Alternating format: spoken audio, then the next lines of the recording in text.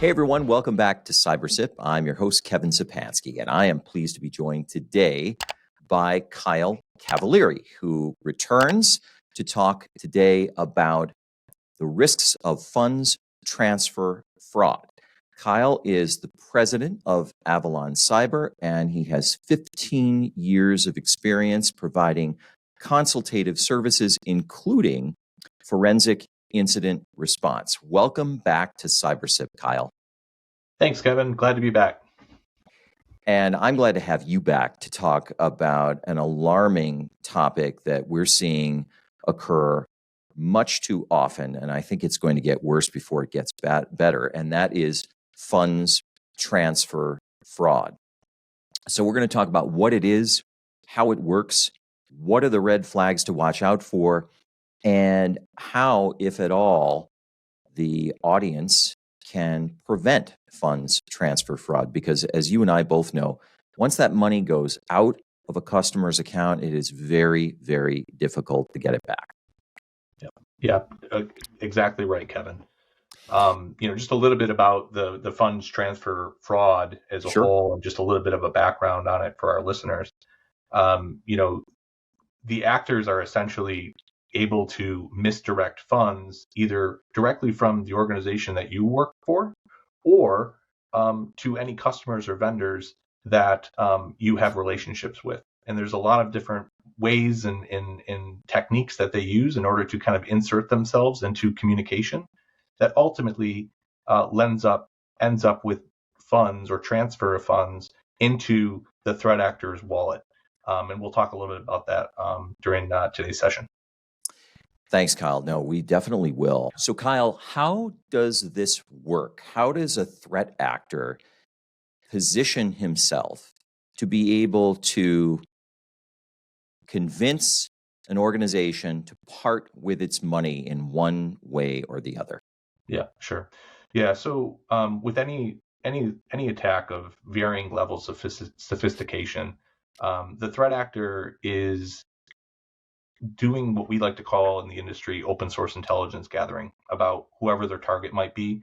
So for instance, a threat actor might gain access to personal information or company related information that they've gained access to through maybe the dark web. So stolen information that could have been placed there from some other previous cyber attack. And usually what happens in those previous cyber attacks, that information is kind of packaged up and sold to a bidder on the dark web, which contains a variety of types of information. It's not usually just usernames and passwords. It can be account numbers. It could be just, company relationship information. Any little bit of information that they can glean about a particular target is going to be helpful here. Once they have enough information through any form of research or open source intelligence gathering that they're doing, they're going to then figure out how they're going to conduct their attack. And a common vector in order for these attacks to be successful is through phishing attacks. And when they're creating these types of phishing attacks, they are putting together some bits and pieces of information that seem very believable, and it might get somebody to click on something, download something, or open up an attachment to an email that you maybe wouldn't have normally done, because again, they're putting bits and pieces of information that looks to be very believable. Outside of the traditional phishing type attacks that you normally see, vishing is becoming a very common target or a vector that threat actors are using. So what is a vishing attack? A vishing attack is simply it's a voice phishing type of attack, right? It's shortened. And essentially what that means is that you're picking up the telephone and you're contacting, whoever the target might be, and giving them bits and pieces of information that looks believable with the hopes that they're going to ultimately give up something that's going to allow them to further their attack. So can I interrupt for a second, absolutely. Kyle, and just ask you a general question? Can you hold that thought? Yeah. I wanted to ask you about vishing in particular, phishing with a V, so to speak, Mm-hmm. because I would think that poses a much greater risk and higher failure rate for a threat actor. You're not just creating an email that looks legitimate and to entice someone to click on a link or open an attachment. You're actually on the phone live with the victim. And I would just have thought generally that is a less favored attack vector because so many things can go wrong. But it's not. In fact, it's on the rise. Why do you think that is? Is it just that there's a bigger pot of gold at the end of the rainbow, so to speak? I think once you get somebody on the telephone and you have, you know, a very well put together story that can be told, you're much more likely to get reaction and response. Right. Especially Yeah. if you kind of twist that conversation with some sort of, heightened level of emergency. Like, for instance, I might call you and say, hey, Kevin, I'm from XYZ financial institution. We're seeing some unusual activity that has to do with your account. Can you verify some information for me to ensure that everything is okay? You might say, well, hey, you know what? I get phone calls and text messages from my financial institution all the time. This seems to be in line with what we would normally expect, only until you get to the point of the conversation where they're asking for things like, can you give me your multi-factor authentication code? Can you give me your mother's maiden name? Can you give me some sort of security code that now the adversary has some additional information about you, which they can use to further their attack against whatever they're trying to get after. So that's just an example of the types of things that we see specifically relating to phishing attacks, because they can be much more personable, and you're much more likely to get an extension of your activities because of that sort of personal connection. Right.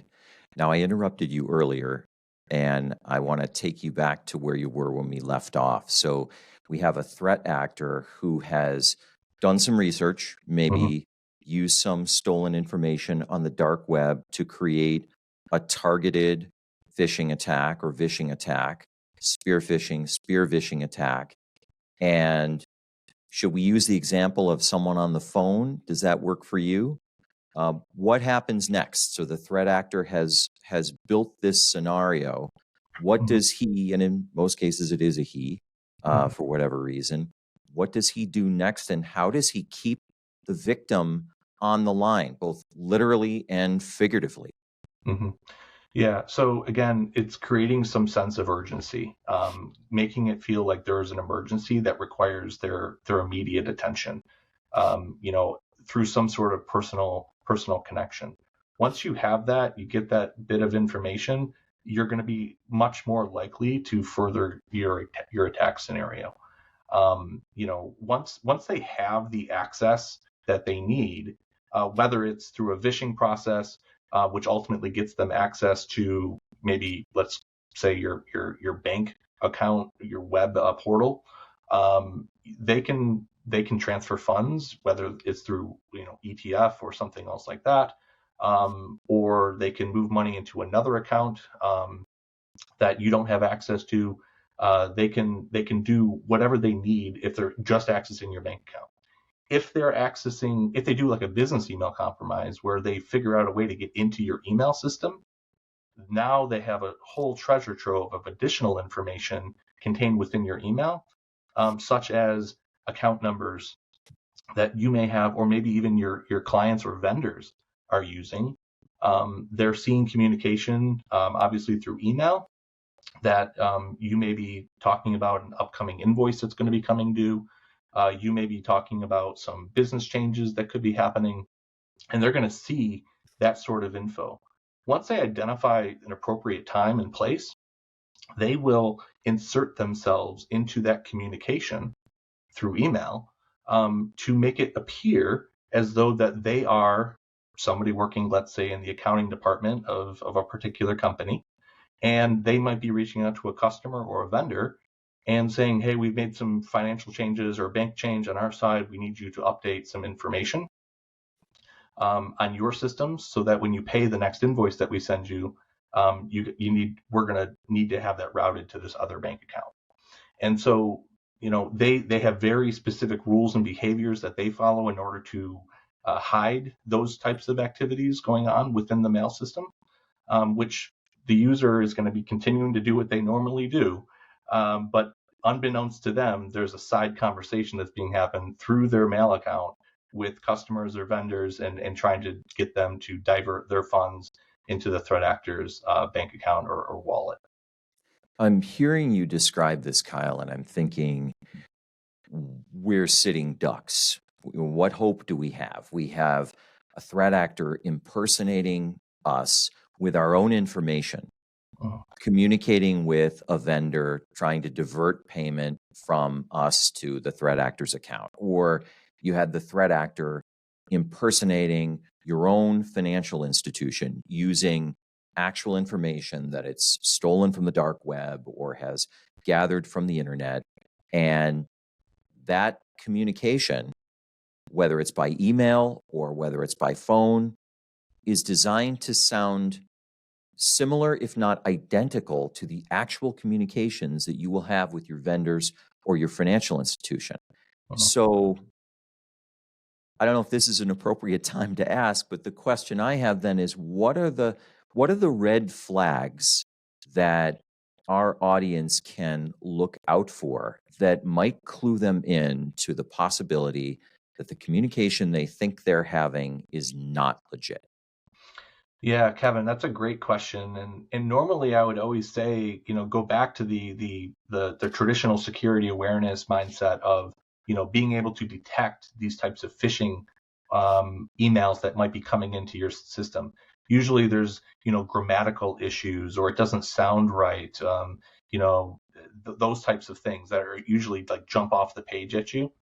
But with the introduction of artificial intelligence, it's very easy for a threat actor that might be, Eastern European, and in English is not their primary language. It's very easy for them to go into an AI platform and type into the commandlet to say, "Hey, write me an email that the intention is to get them to change banking instructions related to these types of services." Within seconds, artificial intelligence is developing, that email so that it can be copied and pasted. So that's not really a great mechanism anymore in order to detect this stuff. However, there's other things that, our front lines or our users can be doing, such as scrutinizing the actual email domains that will be coming in. And so there's ways in which, a user can look at that and look for common misspellings, because that's one of the things that we see is adversaries will create doppelganger domains that look very, very similar to the legitimate domain, but it might be off a letter, or an L might be replaced with a 1. Being trained to be able to detect that type of thing is extremely important, and we need to ensure that our users are capable of doing that type of analysis to scrutinize inbound types of things.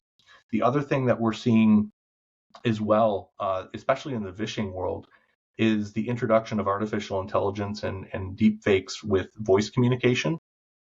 So some things that you can expect to see in the years to come is using artificial intelligence to make a voice be what you would expect it to be. And so that can be tied into CEO fraud and otherwise. Not something we're seeing a lot of, but it is something that we are seeing a lot of chatter about, and the concern of using AI and that type of thing. Again, how do you detect that, or how do you thwart that sort of type of attack? Going back to the basics and having some sort of a key passphrase that only you and the other party know. So, for instance, Kevin, if you and I, you're a financial institution, maybe I'm a manufacturer, I'm going to, I produce product or whatever, and you call me and you tell me that, something's going on or whatever, maybe I would say I would need to just verify the key phrase to ensure that I'm talking to somebody that I trust. If they can't provide that information, a red flag should probably go up, and then you should probably be reaching out directly to your financial institution with a trusted number that you have. Maybe it's an account rep number that you know or something like that, to just say, hey, I had this interaction. I just want to make sure everything is okay. What steps do I need to take going forward? And that type of thing. Another So, type of oh, sorry, go ahead, Kyle. Another No, type you. of red flag that I would say is just unexpected calls. And I mentioned this a couple of times, especially as it relates to emergencies or urgency or getting you to do something, especially as it relates to some kind of financial transaction. Make sure that you're asking the right questions, and be skeptical. Don't trust and then verify. Verify everything, in my opinion. Mhm. So that's definitely something that I would do, especially if you're kind of on the receiving end of these types of inquiries or requests.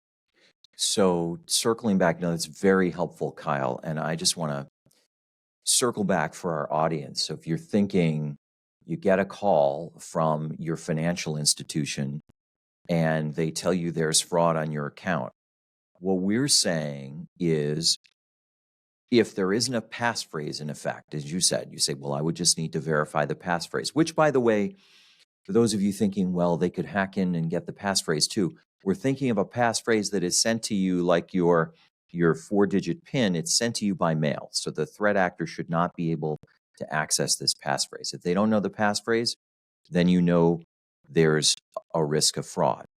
If you don't have a passphrase and you get a call from your financial institution telling you that there's been fraud, what I would say, Kyle, is I would hang up and I would say, thank you very much. I'm going to call back on the designated fraud line and call your institution back on that trusted number.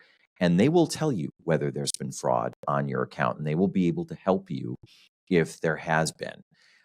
Does that make sense? The extra, I'm thinking the extra 2 minutes it takes you to hang up and call the trusted fraud line of your financial institution is not going to make a huge difference if it's actual fraud, but it will make an immeasurable difference if it is. 100%. And in fact, even if it is legit, the inbound communication to you, the folks that are on the telephone will encourage you and be like, totally understand. They're not going to Mhm. try to keep you on the telephone or anything Right. like that. They know that people are skeptical of these types of frauds and campaigns, and they're totally understanding when you say that you're going to be hanging up and contacting the bank directly through a number that you know and you trust. Right. And I think with the CEO example, and we're familiar with an instance of someone in the United States getting a video call from the CEO who's supposedly in a foreign country saying, hey, you need to wire this amount to this potential new client right away. And the recommendation from here, and Kyle, let me know what you think. The recommendation here is to say, okay, thank you very much. End that call as soon as possible and call the CEO on a trusted number. And chances are, and forgive me, still getting over that cold. Sorry, folks. The CEO is not going to be upset with you if you called back to verify a significant transaction, but the CEO might get upset with you if you don't, and that money ends up getting wired to a threat actor. Yeah, exactly right. Exactly right. So very helpful, Kyle. Thank you. These are some of the red flags that we can all watch out for. But in our remaining time, let's cut right to the chase and what you do. Let's suppose that there, for whatever reason, it's a very difficult attack to spot, and you get a call from a client or from me saying that one of my clients has suffered a funds transfer fraud. And we're bringing Avalon Cyber in as the forensic investigator. What are the first things that you will need to do, that the client will need to do once the transfer fraud has been discovered? Yep. Yep. Yeah. So a lot of times what we recommend and what we see a lot of our clients do is they'll go through and they'll update credentials and making sure that the threat actor no longer has access if it was a business email type compromise. Even with maybe your maybe your web portal credentials for your financial institution were impacted as well. Making sure that those credentials, anything tied to whatever the target was, of the adversary would be definitely a great step in the right direction. And then, in parallel to that, I would say is notifying your bank, getting somebody on the phone from your bank, whether it's a relationship partner, or whomever that you have access to that's a direct relationship, to make sure that it's on their radar that this has transpired. And they'll, request some specific information relating to the activity, so that they can start doing their investigation. And then shortly followed by that, my recommendation would be to contact your attorney if other folks are involved. And so if we're talking about maybe a vendor that maybe that you work with, or maybe it's a customer, where the adversary maybe sent them a fake invoice and said, "Hey, pay this invoice, but use this new bank account information." Now your client might be a victim of this campaign as well. So having an attorney involved is going to be important for purposes of ensuring that all of the risk is being managed, and those types of conversations can be had between all affected parties. Once that's been done, contacting your insurance carrier or your broker, Absolutely. to ensure that you have the coverage, to any extent.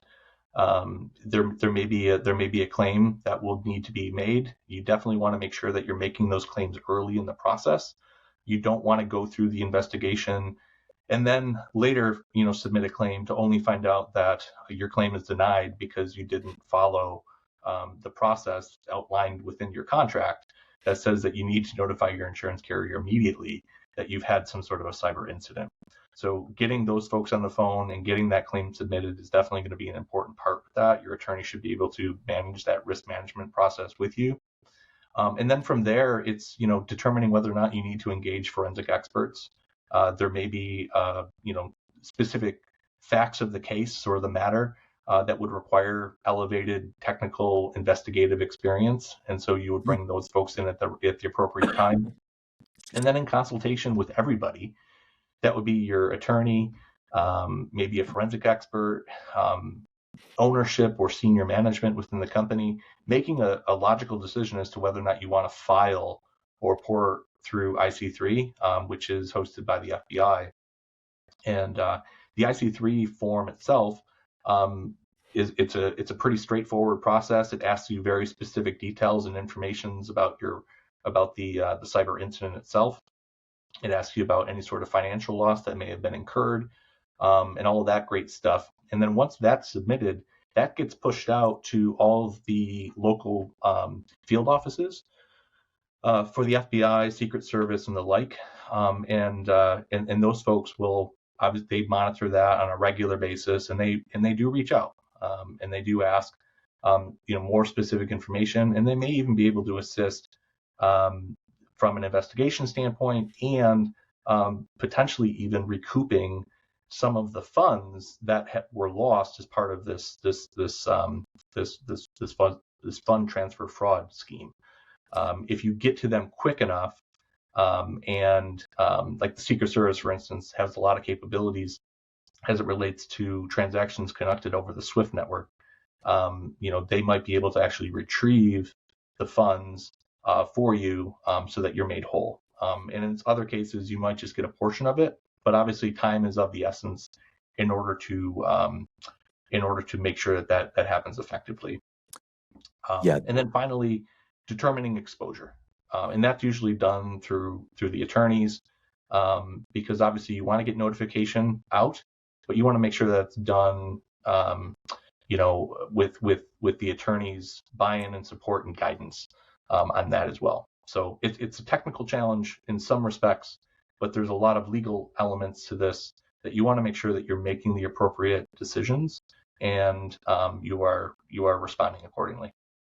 Yeah, thank you, Kyle. That is very thorough. And I just want to underscore a couple of points that you made. First, with regard to insurance, and I guess just a global comment. Everything that you're saying right now, Kyle, you laid it out over a few minutes.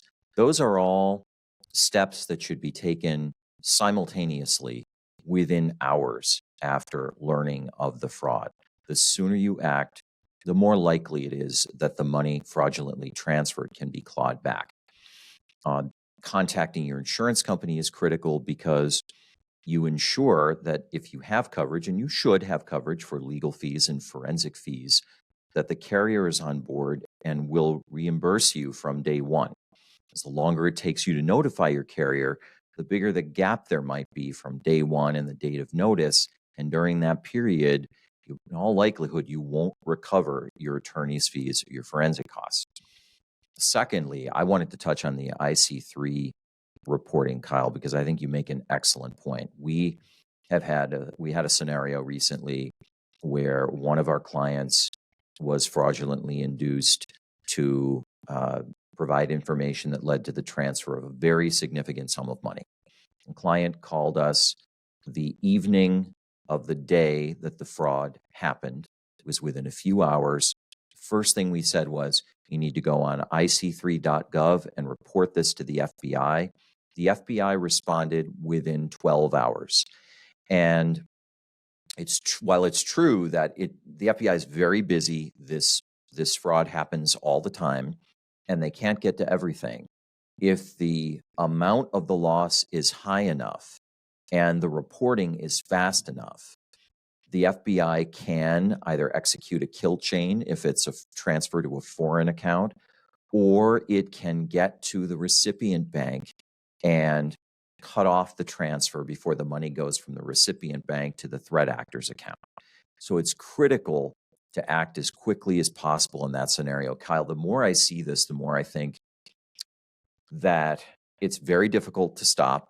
It's very difficult to get the money back.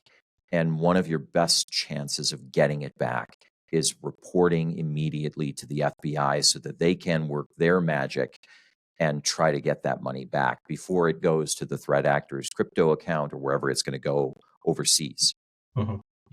Yeah, exactly. And the other thing too, not only the mechanisms they have through like FinCEN, you mentioned like the kill chain, and their legal capabilities through FinCEN itself, but they also have really great relationships within major financial institutions.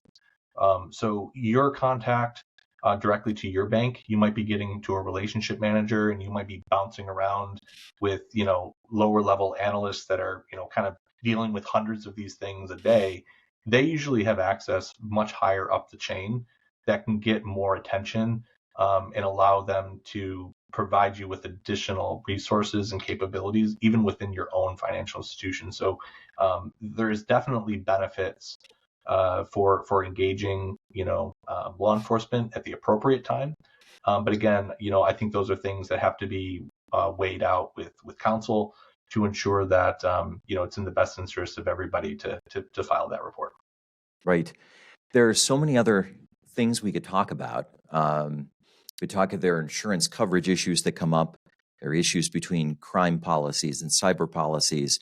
And as you alluded to, there's the negotiating process. If you've been fraudulently induced to transfer money that should have gone to your vendor for payment to the threat actor, the vendor's going to be coming after you saying, well, I didn't get your payment.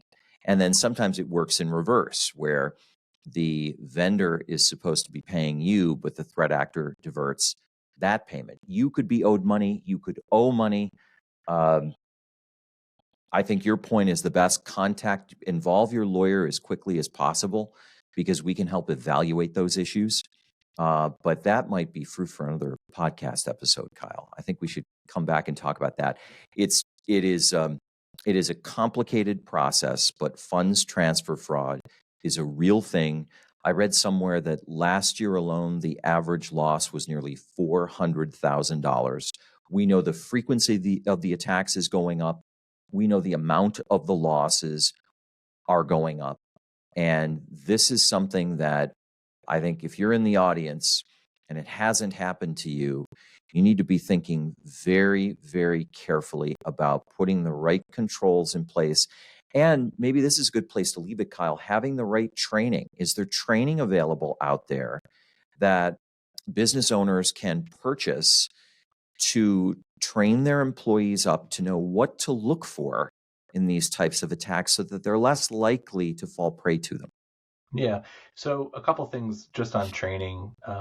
Your traditional security awareness platform training, there's a lot of them out there today.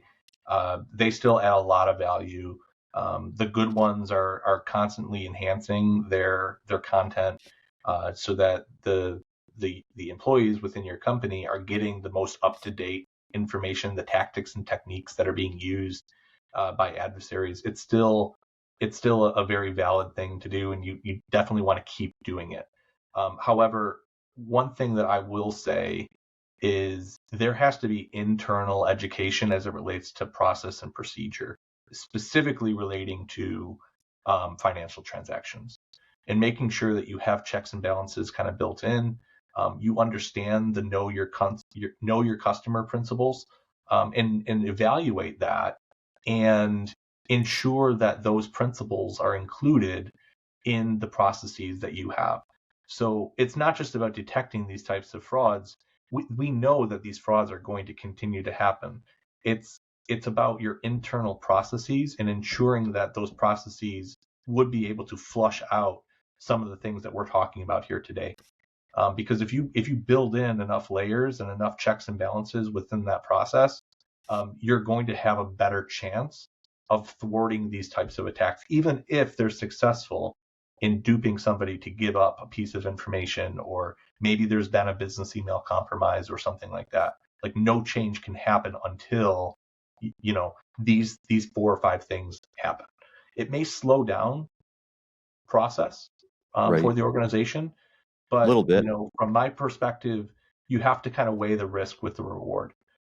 What are we willing to accept as a risk to ensure that we have some sort of security discipline here to prevent these types of things? And that's a conversation that's going to be had with ownership, senior leadership, finance teams, vendors, customers, etc. It has to be something that not only starts within your organization, but it trickles out across all of your third parties, whether they're customers or vendors.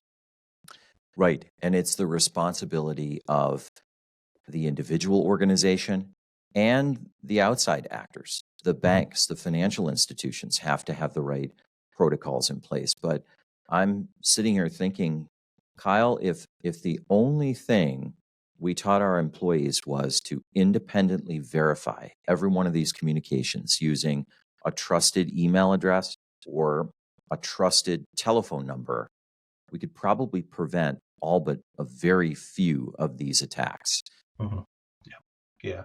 No, I agree with you 100%. And that's why I said, like, the traditional security awareness training is a good start, but it's the internal process, education internally, education externally about that process is going to be the most effective way of dealing with this sort of threat vector. So definitely making a note of, when you're going into, the 2024 period, making sure that your leadership team is aware of this risk and understanding what exists currently to be able to detect it. If nothing exists, then it's time to, start investigating how do we improve that process overall. So. Hear, hear. Well, on that note, I know we are out of time, but I want to thank you, Kyle, for coming back. We always love having you on. This is a really important topic, and I'm glad it was you that came on to talk to us about it.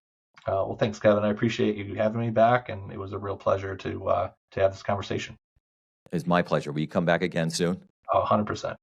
All right. Thank you so much. We enjoyed having you on, and thanks to all of you out there for joining us for this episode of CyberSip. We're back soon with another episode. The CyberSip podcast is available on barclaydamon.com, YouTube, LinkedIn, Apple Podcasts, and Spotify. Like, follow, share, and continue to listen.